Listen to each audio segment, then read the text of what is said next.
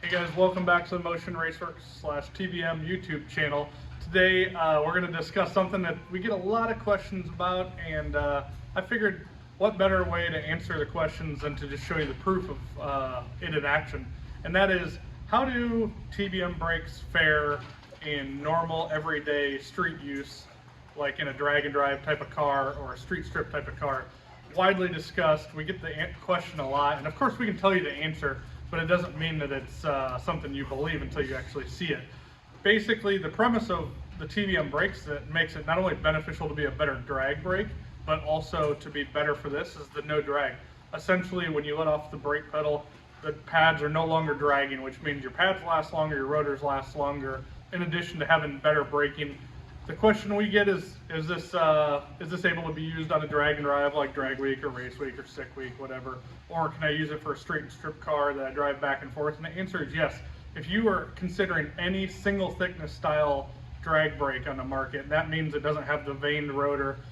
Ours are going to be the most durable, the strongest, and the longest lasting, plus the best braking. Hands down, no questions asked. We switched these long before we bought the TBM company, and we started to realize the same thing. Throughout the last 4 or 5 years, we've actually been testing a bunch of different pads with TBM in conjunction, and we found a pad that's really great for both a balance of uses, street and strip, as well as just a whole setup altogether that works really well. But I can talk about this all day. I'll show you the proof in the pudding. El Toro is our least maintenance vehicle next to the Bald Regal in our whole fleet of motion cars. We've taken it on 2 back-to-back drag and drive events, race week and sick week. So it has over 2,000 miles. We've driven it to other tracks. We've raced it hundreds of passes down the track. And I'm going to pop a wheel off. This thing has not been touched from a brake standpoint since we first put it together. So I want to show you the pad condition, the rotor condition, and everything else. And that'll kind of give you a representative. Is your straight strip car going to get way more than this? Where are you going to be at after a similar amount of time? But like I said, I want to show you guys so you can kind of see proof is in the pudding. We literally brought this thing back from sick week, parked it in the corner, haven't touched it. I'll get this thing lifted up on the lift and take the wheels off and show you guys. All right, so brake dust and all, you can actually look through there. These rotors will, like any rotor, will develop rust over time. You can just drive back on them. If you're concerned with, how the rotor is going to bed new pads, or if you just want to fresh them and take the rust off, we sell this really cool rotor hone. You stick it on a drill, just light pressure, and it'll just clean up the surface and give you a fresh surface for pads. But typically, even on this thing, we just go ahead and send it back down the track just like it is. One of the things that we get a lot of discussion about is like pad drag. So obviously, if you've been around TBMs long enough, you've seen people talking about how they just keep spinning. And people are like, oh, my brakes do too.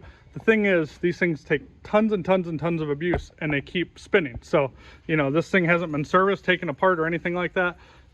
We've been on the brakes, we've been off the brakes, and it still spins freely.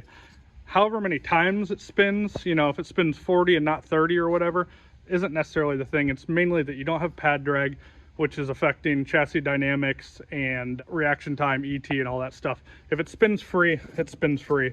A lot of brakes, after they're used, the caliper will actually flex and become crooked, and the pads get basically crooked and push on the pistons, and it locks them up into bores. And that's the reason why most brakes don't spin after, a bunch of use like this thing is seen. So just one thing to note before we take it completely apart. So I'll get this wheel popped off, and we'll see how this thing looks. Now, a couple caveats. These are certainly not meant to replace your factory thin rotor brake. So the main difference between a thin, lightweight brake that's single thickness like this and a cast rotor is a cast rotor is going to remove heat on long, hard stops time after time after time. In drag racing, we're stopping once really hard, and then you usually have several minutes to cool off, usually a half hour to an hour. And in that case, you're not worried about cooling a rotor off. It's nearly impossible to boil the fluid on a drag car unless you maybe make 6 laps at 190 mile an hour in a few minutes. Then there's a potential you did it, but typically on this style of thing, you're going to overheat the pad long before you boil the fluid. So the trade-off with a cast iron rotor and a non-cast iron rotor, so these are basically just a machine piece of steel, is a cast iron rotor has potential for defects and cracks. as they get mega heated up a bunch of times, they will eventually stress crack out and start to break. These are going to be true all the way through. They're made of a better material that's more consistent, doesn't have the porosities and inconsistencies in them. So it's just a lot better option for drag racing. I, on sick week, actually did not pull the parachute once. There's a couple tracks where I made like 6 laps in one day, several back to back to back to back, and never lost brakes, never had an issue, nothing like that. I never suggest not pulling the parachute if you have a fast car that needs a parachute. I think it's always a good safety net, but that kind of gives you a little bit of idea of like, there's maybe even a little extra wear on this thing over normal. So let's dive into this thing. Now there's a couple caveats. These are not made to replace a brake that's supposed to last for 30,000 miles. It's not made to replace a road race style brake.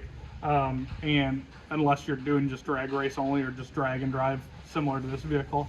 And definitely pull the parachutes, even though, like I said, I did it purposely so I could understand what type of condition, what type of abuse, and what type of life I can get out of brakes by just beating the heck out of them as much as I can for an entire week over a course of almost 1,000 miles. So let's dig in. One really cool thing about our brakes also is that this one little pin comes out and you can change and service the pads right on the car. So you can see this thing's wearing even, flat, and straight. So that's really cool. These pads are basically even side to side, and honestly, I'll go over here and compare them to new ones, but they're so good, I'm just going to throw them back in. These are a #1 compound pad, so they're very street friendly. They're also really good on the track. We run these in a lot of like XC75 cars. Heck, even Justin Martin's LDR car now runs these. They create less dust and work really well. So these are actually a brand new set. I had them laying around on the table, and you can see how little pad life for almost 2,000 miles, or over 2,000 miles on this setup. Exact same pad. Look at that. It is a little used or a little bit shorter, but not much.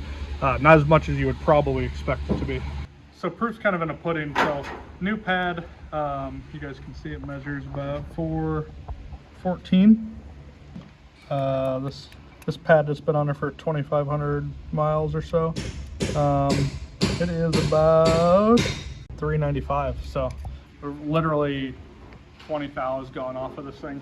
That's pretty impressive considering that we have these small F1 style brakes on the front. This thing was driving through the mountains, the most treacherous type of driving that you can do with a trailer behind it, and then racing. So really is pretty cool.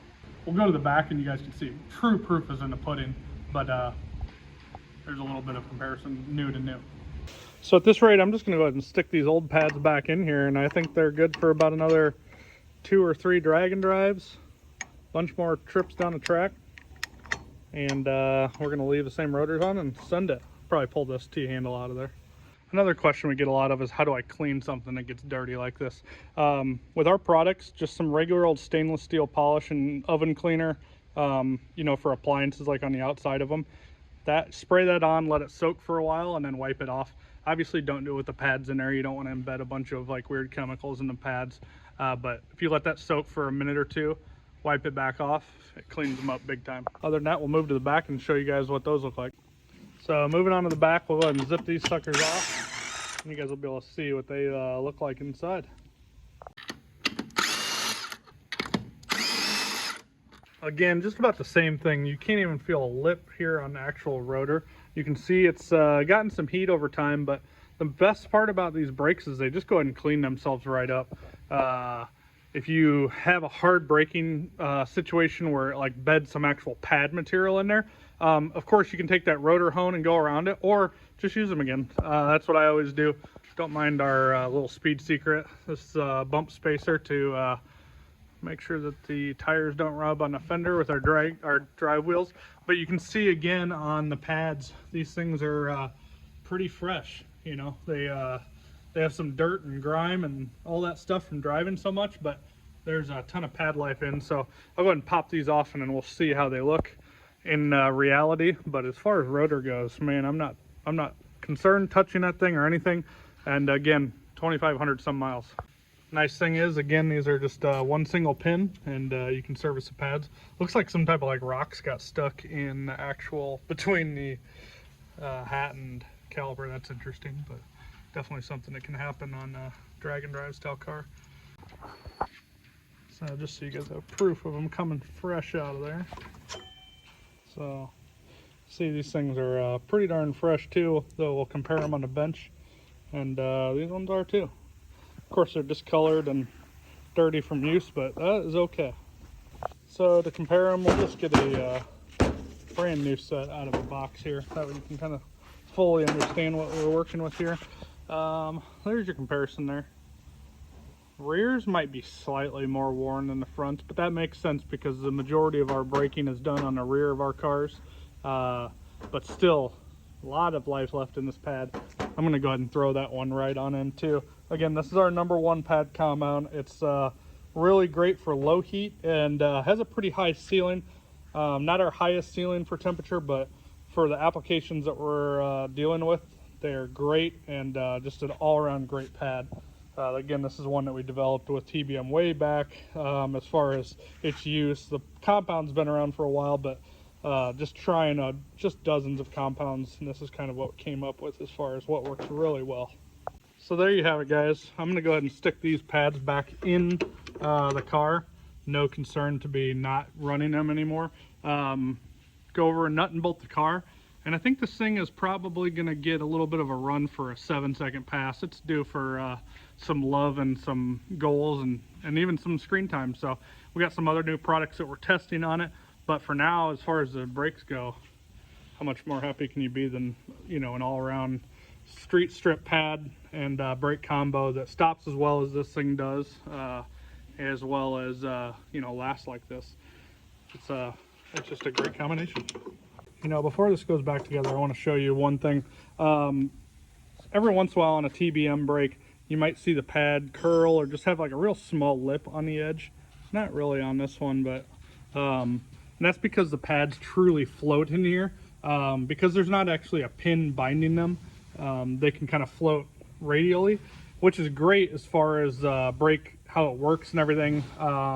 But it can create a little bit of a lip that isn't really anything to be concerned of. If you were worried about it, you could just take a belt grinder or a grinder to it. But overall, it's something you might see, but it's obviously not going to hurt performance or cause any issues that to speak of. So there you guys go. Of course, we're really partial to our brakes, but that's because they work.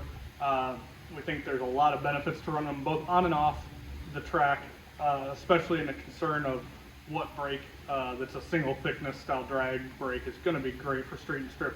I think the proof's in the pudding there, and if you consider the cost of replacing pads and rotors into the equation of the initial cost of a purchase of a brakes, we know our brakes are a little bit more expensive than the low-end brakes, but all of those benefits go to really add up to that. If you buy brake pads and rotors one time, you're way in the negative compared to just buying TBMs in the beginning.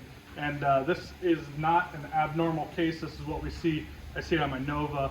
We've seen it on this car. We've seen it on other race week, drag week style cars. It's a great brake for street strip, and the Revolution rotor is controlling heat in a way that is not warping. That's something that we didn't really talk about. A traditional rotor that's completely round and flat is going to have a tendency to warp. So even if there's thickness still on it, it might not be braking the best. It might be warped and might cause issues in regards to that. So all of these things come into play, and hopefully that gives you enough information to make a choice one way or another on TBM brakes. But for now, we're going to put this thing back together, go take down a couple more drag and drives, and have fun with it, and not worry about the brakes.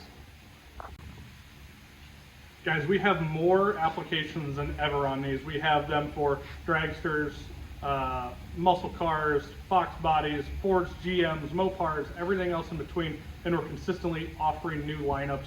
We have a whole engineering team that's working hard to bring you guys these types of kits for your application. Of course, you've seen a 2-piston style brake on the front of this car.